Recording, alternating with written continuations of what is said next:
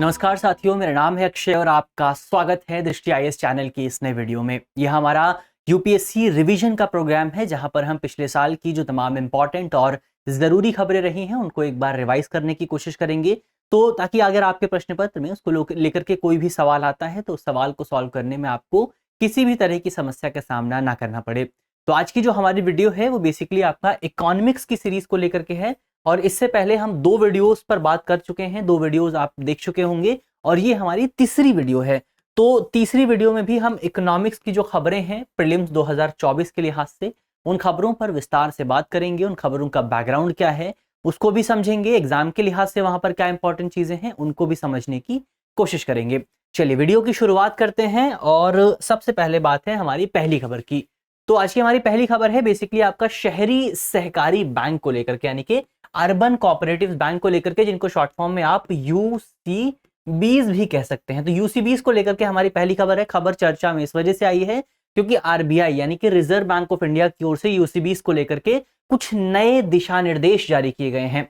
अगर नए दिशा निर्देशों की बात करें कि नए गाइडलाइंस क्या आए हैं, तो नई जो गाइडलाइंस हैं वो बेसिकली आपका शाखाएं खोलने को लेकर के है कि जो आपका अर्बन कोऑपरेटिव बैंक्स हैं वो कितनी शाखाएं खोल सकते हैं, किस तरह से खोल सकते हैं, क्या उन्हें आरबीआई की अनुमति की जरूरत है या फिर नहीं है।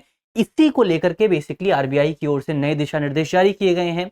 क्या कहते हैं गाइडलाइंस क्या कहती हैं उस पर अगर आप बात करें तो गाइडलाइंस कहती हैं कि आरबीआई की पूर्व अनुमति के बिना पिछले वित्तीय वर्ष की शाखाओं की संख्या के 10% तक या फिर अधिकतम 5 शाखाएं नई शाखाएं खोली जा सकती हैं। इसका क्या मतलब हुआ? इसके मतलब को अगर आप समझने की कोशिश करें तो सीधा सा मतलब यहां पर ये कहने की कोशिश की गई है कि यदि कोई अर्बन कोऑपरेटिव बैंक है तो वो बैंक बेसिकली उसके पिछले साल की जो शाखाएं थी, मान लीजिए पिछले साल जो है आपका 100 ब्रांचेस मौजूद थी। अब पिछले साल 100 ब्रांचेस मौजूद थी, इस साल क्या होगा? इस साल बेसिकली 10%, मान लीजिए इस साल जो है बेसिकली आपका जो बैंक है वो 20 ब्रांचेस खोलना चाहता है। अब 20 ब्रांचेस खोलना चाहता है, यहाँ पर नियम क्या बताया गया है? नियम बताया गया है कि जो पिछले साल की शाखाएं थी उनका 10%, इसका 10% क्या हुआ? इसका 10% हुआ 10 शाखाएं। लेकिन दूसरा नियम क्या कहता है? दूसरा नियम कहता है कि अधिकतम 5 शाखाएं जिसमें से जो भी कम हो, तो यहां पर जो है 10 को हटा करके 5 कर दिया जाएगा। अब 5 शाखाएं खोलने के लिए तो इस बैंक को आपका आरबीआई की अनुमति नहीं लेनी पड़ेगी, आरबीआई की जो है पहले से अनुमति नहीं लेनी पड़ेगी। इसके अलावा क्योंकि बैंक को तो 20 शाखाएं खोलनी है तो 5 शाखाएं तो बिना अनुमति के खोल दी गई। इसके अलावा जो 15 शाखाएं बचती हैं वो शाखाएं आरबीआई की अनुमति के बाद खोली जाएंगी। तो ये कुछ नियम है जो कि आरबीआई की ओर से अर्बन कोऑपरेटिव बैंक्स के लिए लाया गया है। अब यहीं पर आप समझ सकते हैं, उदाहरण के लिए ये तो 100 का एग्जांपल हुआ। अब मान लीजिए कोई अर्बन कोऑपरेटिव बैंक है जिसकी जो शाखाएं हैं वो जो पूर्ववर्ती वर्ष की जो शाखाएं हैं, जो पिछले वित्तीय वर्ष की शाखाएं हैं, वो मात्र 30 शाखाएं थी। अब 30 शाखाएं पिछले साल थी, इसका 5%, इसका 10% क्या हुआ? 3। लेकिन जो है नियम क्या कहता है? अधिकतम 5 शाखाएं खोली जा सकती हैं। तो 10% तो बेसिकली 3 शाखाएं तो आपका किससे खोली गई? 3 शाखाएं तो आरबीआई की अनुमति के बिना खोली गई। अब मान लीजिए बैंक 10 शाखाएं कुल खोलना चाहता, तो 7 जो शाखाएं हैं वो आपका आरबीआई की अनुमति के बाद खोली जाएंगी। तो ये कुछ नियम है जिन नियमों में बदलाव आपका आरबीआई की ओर से लाया गया है। उद्देश्य क्या है इसका? उद्देश्य की बात करें तो इसका उद्देश्य है कि यूसीबी जो होती हैं उनकी शाखा खोलने की जो प्रक्रिया है उसे और ज्यादा रैशनल बनाया जा सके, उसे और ज्यादा आसान बनाया जा सके। तो प्रक्रिया को आसान बनाने के लिए इन पूरे नियमों में बदलाव किया गया है ताकि यूसीबीज को अपने क्षेत्र में विकास करने की अवसर प्राप्त हो सके और वो अपने क्षेत्र में और ज्यादा लाभ उठा सकें। तो इससे बेसिकली आपके जो अर्बन कोऑपरेटिव बैंक्स हैं वो और ज्यादा अपना विस्तार कर सकेंगे। तो ये हमने बेसिकली आरबीआई की ओर से यूसीबीज को लेकर के क्या नई गाइडलाइंस आई हैं उन पर बात की। अब एक बार जो यहाँ पर इंपॉर्टेंट शब्द आता है वो है यूसीबीज, यानी कि अर्बन कोऑपरेटिव बैंक्स। तो एक बार यूसीबीज की भी बात कर लेते हैं। यूसीबीज अगर आप देखें तो ये बेसिकली इनको कहीं भी औपचारिक तौर पर परिभाषित नहीं किया गया है। अब औपचारिक तौर पर परिभाषित नहीं किया गया है तो फिर ये होते क्या हैं उनकी अगर आप बात करें तो यूसीबीज बेसिकली कुछ व्यक्तियों का एक समूह होता है, एक ग्रुप होता है जो कि आपस में एक दूसरे को एकत्रित होकर के ऋण उपलब्ध कराते हैं। इसको अगर आप एक एग्जाम्पल से समझने की कोशिश करें तो मान लीजिए कि जो है 10 लोग हैं, 10 लोग एकत्रित होते हैं, 10 लोगों के पास जो है 10-10 हजार रुपए का अमाउंट मौजूद है। तो 10 लोग हैं, 10 लोगों के पास 10-10 हजार रुपए का अमाउंट मौजूद है। इनका अमाउंट टोटल मिला के कितना हो गया? 1 लाख रुपए हो गया। अब ये 10 लोग जो हैं इस अर्बन कोऑपरेटिव बैंक के मेंबर हो गए। अब इसके बाद इसमें से एक व्यक्ति उठ करके आता है और कहता है कि मुझे जो है 50,000 रुपए की जरूरत है। आप क्या करेंगे? ये जो अर्बन कोऑपरेटिव बैंक है ये इस एक व्यक्ति को 50,000 रुपए जो है बेसिकली आपका उधार दे देगा। अब यहाँ पर इंपॉर्टेंट चीज क्या है, हमने देखा कि ये है बेसिकली व्यक्तियों का एक समूह है जिसमें लोग आपस में एकत्रित होकर एक दूसरे को ऋण उपलब्ध कराने का कार्य करते हैं। तो यहाँ पर जो ऋण उपलब्ध कराने का कार्य होता है वो आउटसाइड द ग्रुप नहीं होता, वो इनसाइड द ग्रुप होता है, यानी कि ग्रुप के भीतर ही ऋण उपलब्ध कराया जाता है और ग्रुप के लोग ही ऋण उपलब्ध कराते हैं। तो इंपॉर्टेंट चीज यहां पर यह है कि अगर कोई व्यक्ति इस तरह के ग्रुप से लोन लेना चाहता है, इस तरह के बैंक से लोन लेना चाहता है, इस तरह के कोऑपरेटिव सोसाइटी से लोन लेना चाहता है, तो उसको पहले इस ग्रुप का मेंबर बनना होता है और मेंबर बनने के लिए एक निश्चित अमाउंट देना होता है और उस अमाउंट के बाद आप इस ग्रुप का मेंबर बन सकते हैं और इससे अपनी ऋण संबंधी जरूरतें पूरी कर सकते हैं। तो ये तो ऋण की बात हुई। वर्तमान समय में अगर आप देखें तो रिपोर्ट बताती है, आरबीआई का डेटा बताता है कि वर्तमान समय में भारत में तकरीबन 1514 शहरी सरकारी बैंक जो है मौजूद हैं। इसके अलावा 2020 में आरबीआई की ओर से एक बड़ा संशोधन किया गया था, सरकार ने नियमों में बड़ा संशोधन किया था और बेसिकली बैंकिंग विनियम अधिनियम 1949 में संशोधन किया गया था, जिसके माध्यम से जो आपके शहरी सरकारी बैंक हैं उनको आरबीआई की प्रत्यक्ष निगरानी में लाया गया था। तो ये एक इंपॉर्टेंट बदलाव है जो कि हमें यूसीबीज को लेकर के 2020 में देखने को मिला था। अब बदलाव क्या आया था उनकी अगर आप बात करें तो आरबीआई की ओर से जो बदलाव लाया गया है उसमें आरबीआई को यह शक्ति दी गई है कि वो बेसिकली संबंधित राज्य सरकार से परामर्श करने के बाद, यानी कि जिस राज्य में वो अर्बन कोऑपरेटिव बैंक मौजूद है उस राज्य की सरकार के साथ परामर्श करने के बाद जो आरबीआई है वो सहकारी बैंक के जो निदेशक मंडल है, यानी कि जो बोर्ड ऑफ डायरेक्टर्स हैं, जो लोग वहां पर निर्णय लेते हैं, उनकी शक्तियों को अपने हाथ में ले सकता है। यानी कि आरबीआई को यह शक्ति दी गई है। अगर आरबीआई को लगता है कि कोई अर्बन कोऑपरेटिव बैंक है, जनता के लिए बहुत इंपॉर्टेंट है, लेकिन उसका जो कामकाज है वो ठीक ढंग से नहीं चल रहा, तो आरबीआई क्या करेगा, आरबीआई संबंधित राज्य सरकार से कंसल्ट करेगा और कंसल्ट करने के बाद वो जो आपका अर्बन कोऑपरेटिव बैंक है उसकी शक्तियों को अपने हाथ में ले लेगा, उसके निदेशक मंडल की शक्तियों को अपने हाथ में ले लेगा और फिर उसको आरबीआई द्वारा संचालित किया जाएगा। तो ये डिसीजन हमें 2020 में देखने को मिला था। इसके अलावा 2020 में ही जो आपके जो अर्बन कोऑपरेटिव बैंक्स हैं उनका 4 स्तर का एक स्ट्रक्चर भी डिसाइड किया गया था। स्ट्रक्चर में जो आपके यूसीबीज होते हैं उनको 4 कैटेगरीज में डिवाइड किया गया था। कौन कौन सी कैटेगरीज थी? इसमें पहले टियर 1 यूसीबीज आती हैं जिनका जो टर्नओवर है वो 100 करोड़ रुपए के जिनका जो टोटल अमाउंट है, यानी कि जो पैसे उनके पास जमा है वो 100 करोड़ रुपए के आसपास होता है, वो टियर 1 यूसीबीज कहलाती हैं। इसके अलावा टियर 2 यूसीबीज जिनका जो कुल जमा अमाउंट है वो 100 करोड़ से 1000 करोड़ रुपए के आसपास होता है, उन्हें आप टियर 2 यूसीबीज कह सकते हैं। इसके अलावा टियर 3 यूसीबीज होती हैं जिनका जो टोटल अमाउंट है वो 1000 करोड़ से 10,000 करोड़ रुपए के आसपास है। फिर आपका आती है टियर 4 यूसीबीज जिनका जो अमाउंट है वो 10,000 करोड़ रुपए से ज्यादा है। तो ये बेसिकली 4 कैटेगरीज में यूसीबीज को डिवाइड जो है वो किया गया था। तो ये हमने यूसीबीज के बारे में बात की और इसको लेकर के आपका आरबीआई की ओर से जो नियम डिसाइड किए गए हैं उनको देखा। इसके अलावा जो आपका कुछ और नियम भी आए थे, जैसे जो टियर 1 की यूसीबीज है, टियर 1 की यूसीबीज मतलब कि बेसिकली आपका जिनका जो टोटल अमाउंट है वो 100 करोड़ रुपए से कम है, तो टियर 1 की जो यूसीबीज हैं उनका जो पूंजी पर्याप्तता अनुपात है, यानी कि कैपिटल एडिकेसी रेशो जो है वो आपका 9% होना चाहिए, उनको 9% बना के रखना अनिवार्य है। अब यहां पर भी एक इंपॉर्टेंट शब्द आता है और वो शब्द है आपका पूंजी पर्याप्तता अनुपात, यानी कि कैपिटल एडिकेसी रेशो। तो ये जो कैपिटल एडिकेसी रेशो है ये बेसिकली दर्शाता है कि एक जो बैंक है या जो फाइनेंशियल इंस्टीट्यूशन है उस इंस्टीट्यूशन के पास क्या इतनी संपत्ति मौजूद है कि वो अपनी लायबिलिटीज को पूरा कर सकता है, या फिर अगर उस बैंक के ऊपर कोई संकट आता है क्या वो बैंक अपनी संपत्ति के माध्यम से उस संकट से निपट सकता है।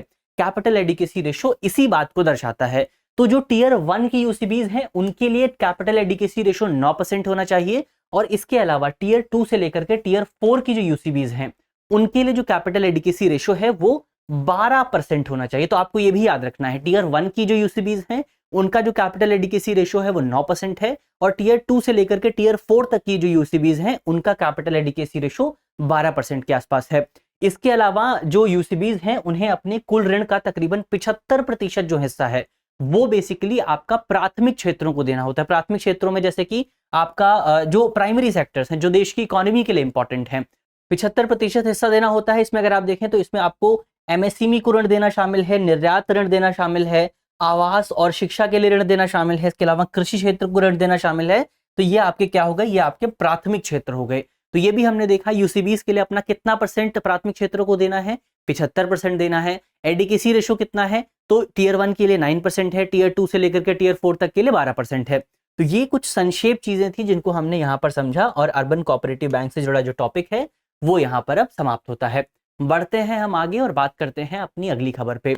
तो हमारी जो अगली खबर है वो बेसिकली आपका गिफ्ट टैक्स से जुड़ी हुई है। खबर पे बात करें तो खबर जो है चर्चा में इसलिए आई है क्योंकि सीबीडीटी यानी कि central board of direct tax, तो सीबीडीटी की ओर से बेसिकली इक्विटी शेयर खरीदारों को गिफ्ट टैक्स से छूट प्रदान की गई है।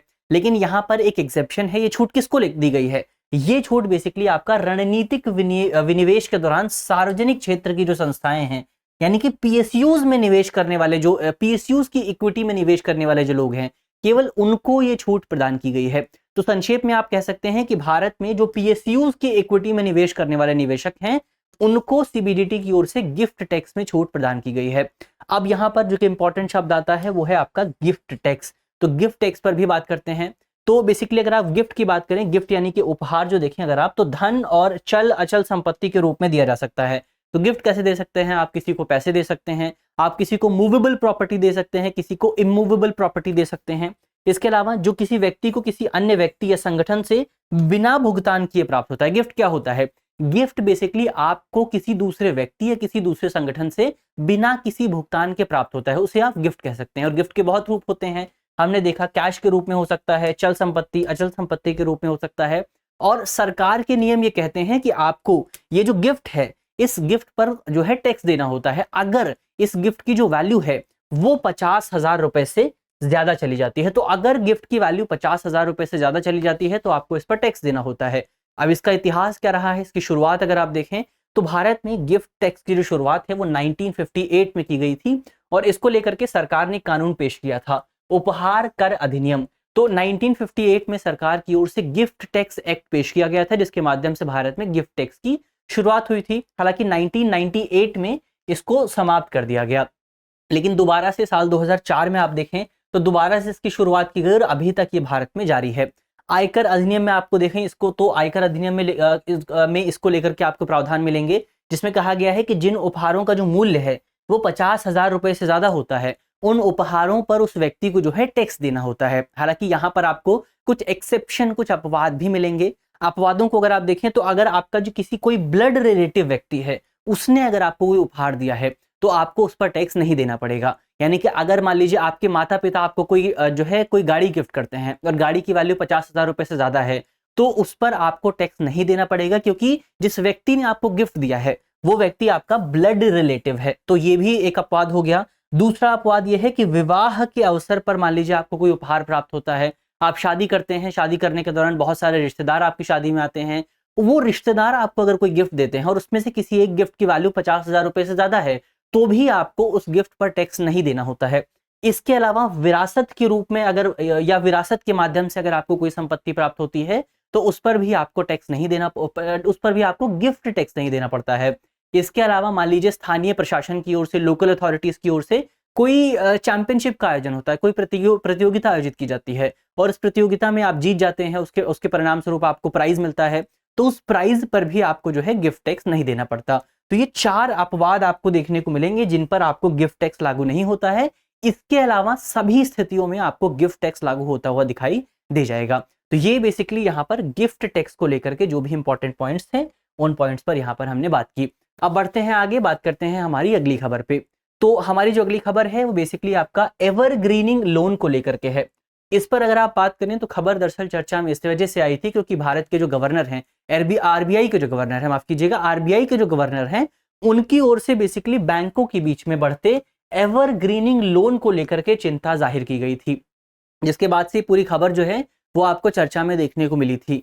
इसके अलावा आरबीआई के गवर्नर की ओर से ये भी बैंकों से आह्वान किया गया था कि कॉर्पोरेट गवर्नेंस को लेकर के और ज्यादा मजबूत नियमों को अपनाने की बात की गई थी।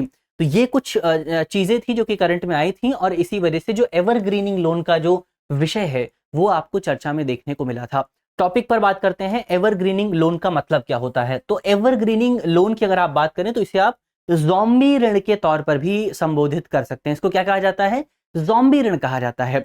अब एवरग्रीनिंग लोन में होता क्या है, ये पूरा प्रोसेस है, जिस प्रोसेस में क्या किया जाता है, इस प्रोसेस में बेसिकली एक जो उधारकर्ता है जो वर्तमान में प्राप्त ऋण को चुकाने में असमर्थ है, उस उधारकर्ता को बैंक जो है दूसरा ऋण दे देते हैं। यानी कि इसको आप एग्जाम्पल से समझने की कोशिश कीजिए। मान लीजिए एक बैंक है, बैंक बेसिकली एक व्यक्ति का नाम है ए, बैंक इस व्यक्ति को जो है 20,000 रुपए का ऋण देता है। 20,000 रुपए का ऋण दिया गया, लेकिन अब ये जो व्यक्ति ए है ये 20,000 रुपए का ऋण चुकाने में असमर्थ है। लेकिन अब ये बात बैंक को पता है कि ये व्यक्ति 20,000 रुपए नहीं दे सकता। तो अब बैंक क्या करता है, ये व्यक्ति वापस से बैंक के पास जाता है और कहता है कि आप मुझे दूसरा ऋण दे दीजिए 20,000 रुपए का, ताकि मैं आपका पुराना जो ऋण है उसको चुका सकूं। और बैंक भी क्या करता है, बैंक को लगता है कि हाँ, हमें तो हमारी बैलेंस शीट को बेहतर बनाना है, हमें हमारे जो एनपीए है, बैड एसेट है, उसको कम करना है। तो बैंक क्या करता है, बैंक भी बेसिकली इस व्यक्ति को 20,000 रुपए का दूसरा ऋण प्रदान कर देता है, जिससे ये पहले ऋण को चुका देता है और इसके ऊपर नया लोन चढ़ जाता है। इस पूरे प्रोसेस को कहा जाता है एवरग्रीनिंग लोन। तो मुझे उम्मीद है कि एवरग्रीनिंग लोन क्या होता है वो आप समझ गए होंगे और इसका उद्देश्य क्या है। इससे बेसिकली बैंक के जो एनपीएज हैं, यानी कि नॉन परफॉर्मिंग एसेट्स जो हैं, या फिर आप इसे बैड लोन्स भी कह सकते हैं, इनकी वास्तविक स्थिति को छुपाया जा सकता है। अब मान लीजिए हमने पहले एग्जाम्पल वाली की बात करें तो 20,000 जो रुपए थे वो व्यक्ति नहीं चुका पा रहा था, यानी कि वो बैंक का एनपीए था। लेकिन बैंक ने क्या किया, बैंक ने जो है नया ऋण उसे दे दिया, नया लोन दे दिया। तो अब बैंक का एनपीए तो बुक्स में नहीं आया, लेकिन वो व्यक्ति एनपीए तो बन गया है। तो इस वजह से आप कह सकते हैं कि बैंक के एनपीए की जो वास्तविक स्थिति है वो लोगों के सामने नहीं आती है। तो धीरे धीरे जो स्थिति है ये खतरनाक बनती रहती है और बैंक के लिए बहुत ज्यादा खतरनाक हो सकती है।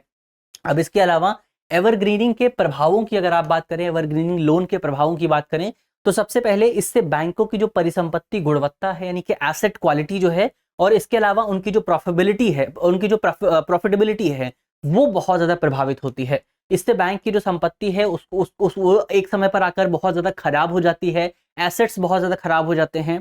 इसके अलावा इससे तनावग्रस्त परिसंपत्तियों की पहचान और उनसे निपटने की जो प्रक्रिया है उसमें आपको देरी देखने को मिलती है। क्योंकि पिछले एग्जाम्पल में अगर आप देखें तो जब इसको लोन नहीं दिया गया था, जब ये लोन चुकाने में, जब इसको नया लोन नहीं दिया गया था और ये व्यक्ति लोन चुकाने में असमर्थ था, तभी अगर इसको एनपीए डिक्लेयर कर दिया जाता तो हो सकता है इससे कुछ अमाउंट वसूल किया जा सकता था।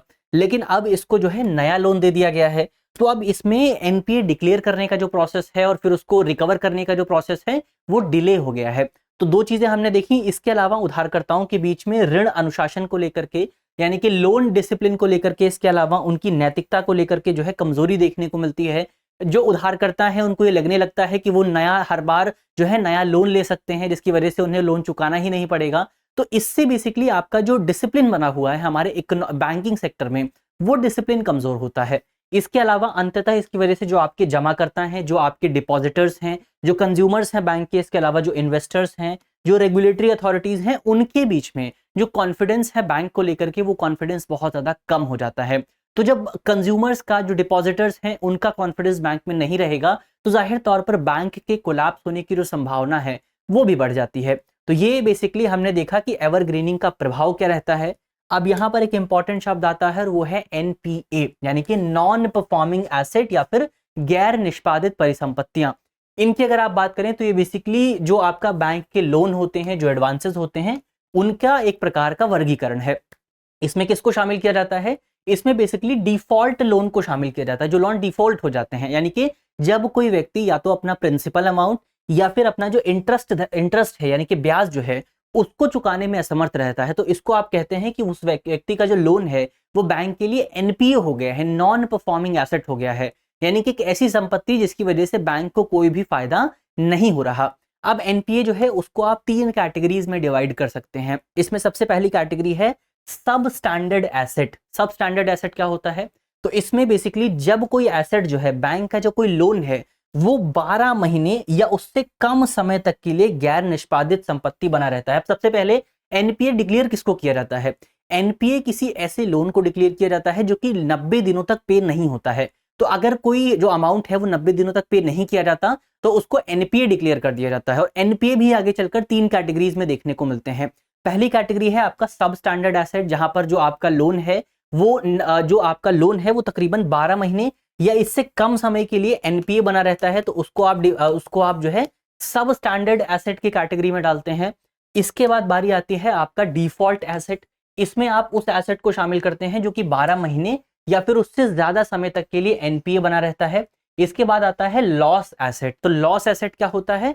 ऐसी परिसंपत्ति जो कि संग्रहणीय नहीं है, यानी कि जिसका अमाउंट अब रिकवर नहीं किया जा सकता और अब इसको राइट ऑफ किया जाना ही एकमात्र विकल्प बचा हुआ है, उसको आप कहते हैं लॉस एसेट। बेसिकली आप संक्षेप में कह सकते हैं कि अब बैंक जो है भूल जाएगा कि वो इस पैसे को कभी रिकवर कर सकता है।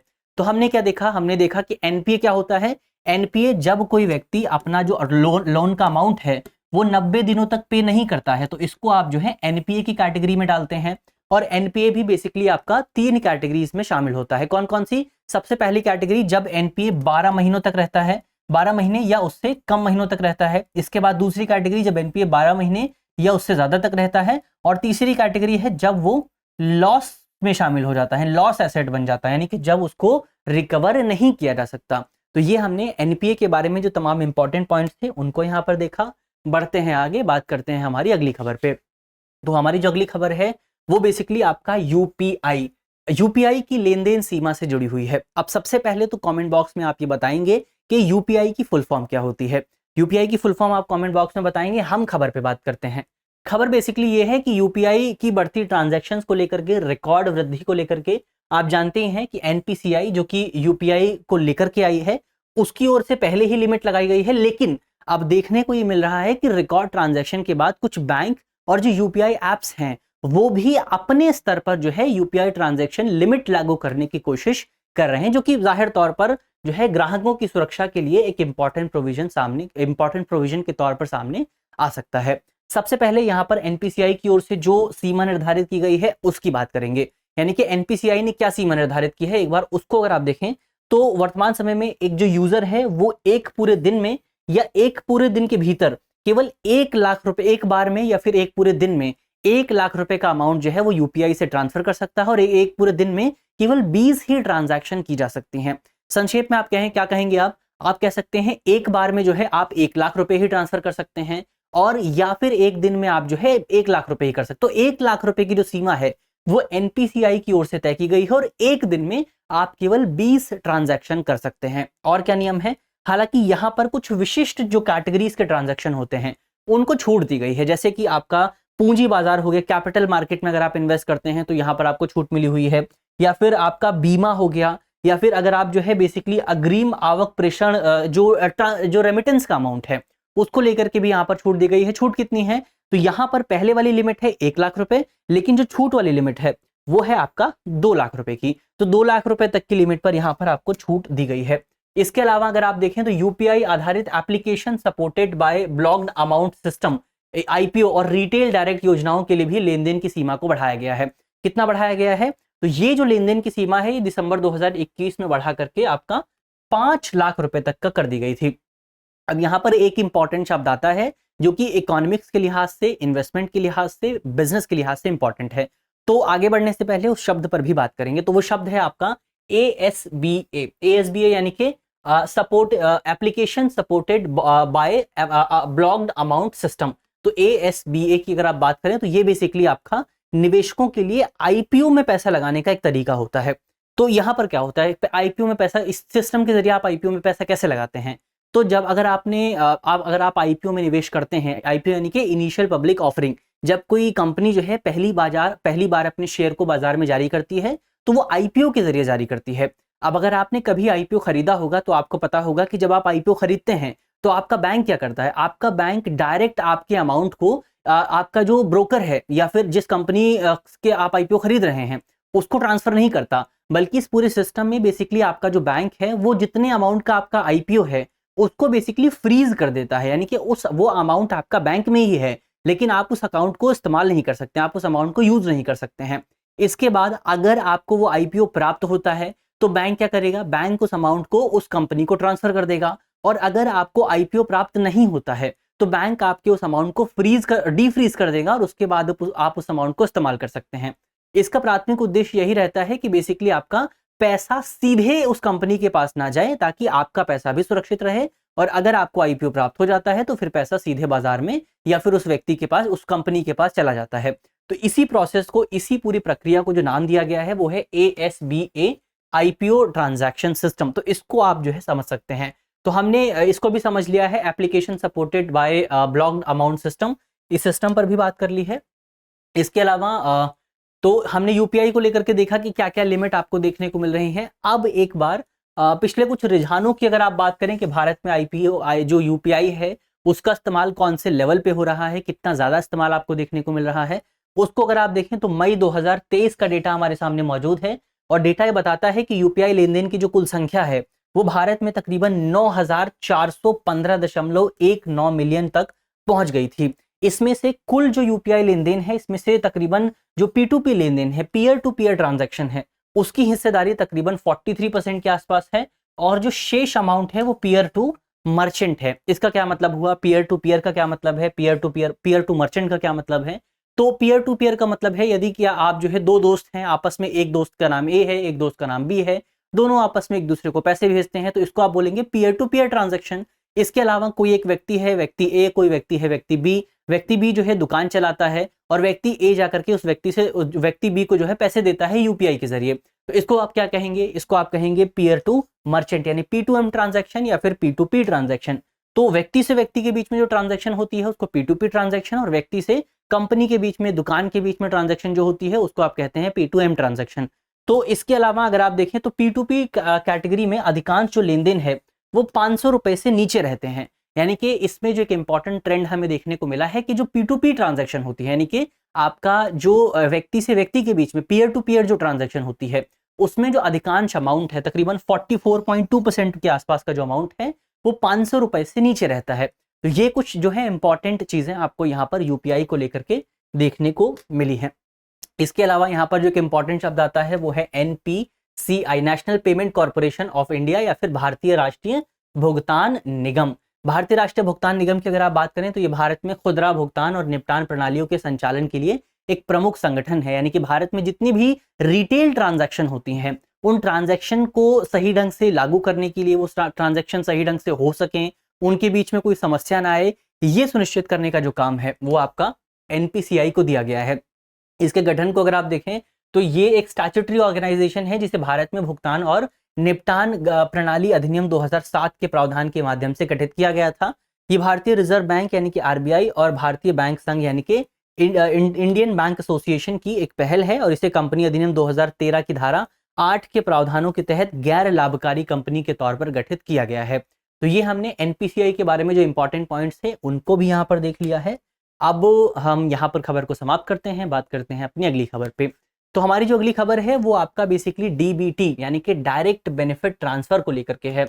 खबर चर्चा में क्यों आई है, तो खबर चर्चा में इसलिए आई है क्योंकि सरकार की ओर से, केंद्र सरकार की ओर से DBT को लेकर के कुछ आंकड़े जारी किए गए थे। आंकड़े ये बताते हैं कि केंद्र सरकार ने प्रत्यक्ष लाभ अंतरण यानी कि DBT के माध्यम से 2014 से लेकर के 2023 तक ये जो 9 सालों की अवधि है, इस अवधि के दौरान तकरीबन 2.73 लाख करोड़ रुपए DBT के माध्यम से बचाए हैं। या क्या पहले क्या होता था, तो पहले बेसिकली आपके जो मिडलमैन हुआ करते थे वो बीच में से पैसा निकाल लेते थे, लेकिन अब सरकार का कहना है कि इस पूरी योजना के माध्यम से, इस पूरे सिस्टम के माध्यम से तकरीबन 2.7 लाख करोड़ रुपए जो है वो बचाए गए हैं।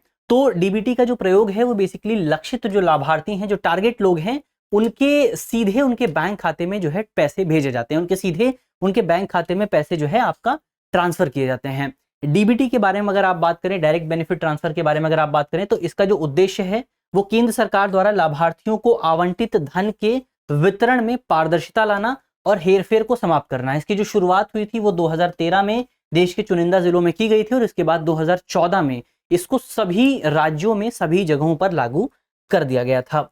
इसके अलावा DBT योजना में आधार जो है अनिवार्य नहीं है, आधार का इस्तेमाल नहीं किया जाता है, लेकिन इसके बावजूद भी आधार जो है वो हमारी एक विशिष्ट पहचान प्रदान करता है। तो कई बार जो है आधार यहाँ पर अनिवार्य हो जाता है, तो इसीलिए आधार को जो है प्राथमिकता यहाँ पर कई बार आपको जो है दिखाई दे जाएगी।